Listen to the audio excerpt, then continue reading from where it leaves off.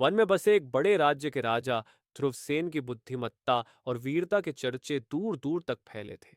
एक दिन पड़ोसी राज्य की विदुषी राजकुमारी कुमुदवती ने संदेश भेजा। हे महाराज ध्रुवसेन, यदि आप मेरे 10 प्रश्नों का सही उत्तर देंगे और मेरे साथ शतरंज की बाजी जीतेंगे तो मैं आपकी जीवन संगिनी बनूंगी। अन्यथा आपको मेरे राज्य का आजीवन सेनापति बनकर सेवा करनी होगी। राजा ध्रुवसेन ने चुनौती स्वीकार की और बोले, प्रश्न पूछिए राजकुमारी, मैं तैयार हूं। राजकुमारी बोली, बताइए वह कौन सी नदी है जिसमें कभी जल नहीं बहता? वह कौन सा फूल है जो कभी खिलता नहीं? वह कौन सा पक्षी है जो कभी उड़ता नहीं? और वह कौन सा दीपक है जो बिना तेल के जलता है? राजा ध्रुवसेन ने अपने गुरु वशिष्ठ का स्मरण कर उत्तर दिए। मानचित्र पर बनी नदी ऐसी नदी है जिसमें जल नहीं बहता। पत्थर का फूल ऐसा फूल है जो नहीं खिलता। मृत पक्षी ऐसा पक्षी है जो नहीं उड़ता। और ज्ञान दीपक ऐसा दीपक है जो बिना तेल के प्रज्वलित रहता है। राजकुमारी ने दूसरा प्रश्न किया, कौन है जो सदा दौड़ता है? कौन है जो बिना पंखों के उड़ता है? कौन है जो बिना आवाज के बोलता है? और कौन है जो बिना पैरों के चलता है? राजा बोले, समय सदा दौड़ता है, मन बिना पंखों के उड़ता है, मनुष्य का अंतःकरण बिना आवाज के बोलता है, और नदी बिना पैरों के बहती है। तीसरा प्रश्न आया, ऐसा क्या है जो बांटा जाए तो बढ़ता है? ऐसा क्या है जो जितना खर्च करो उतना ही बढ़ता है?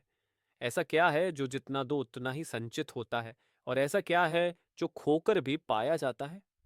राजा बोले, प्रेम बांटने से बढ़ता है, ज्ञान जितना बांटो उतना बढ़ता है, दान देने से संचित होता है, और धर्म खोकर त्याग कर भी पाया जाता है।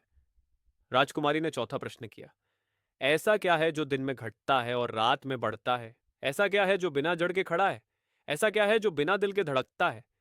और ऐसा क्या है जो न दिखाई दे फिर भी सबको बांध लेता है?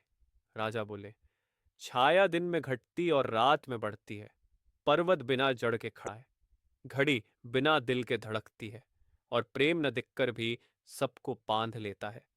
राजकुमारी मुस्कुराते हुए बोली, पांचवां प्रश्न सुनिए। ऐसा क्या है जो सबका है लेकिन फिर भी किसी का नहीं? ऐसा क्या है जो हर पल बदलता है लेकिन अमर है? राजा ध्रुवसेन बोले, समय सबका है फिर भी किसी का नहीं, और आत्मा हर जीवन में रूप बदलती है लेकिन अमर है। अब राजकुमारी ने छठा प्रश्न किया, यदि जीवन अस्थिर है, मृत्यु निश्चित है, तो फिर प्रयास क्यों करें? राजा बोले, यही जीवन की सुंदरता है कि अस्थिरता के बीच हम अपने कर्तव्यों से संसार को सुंदर बनाते हैं।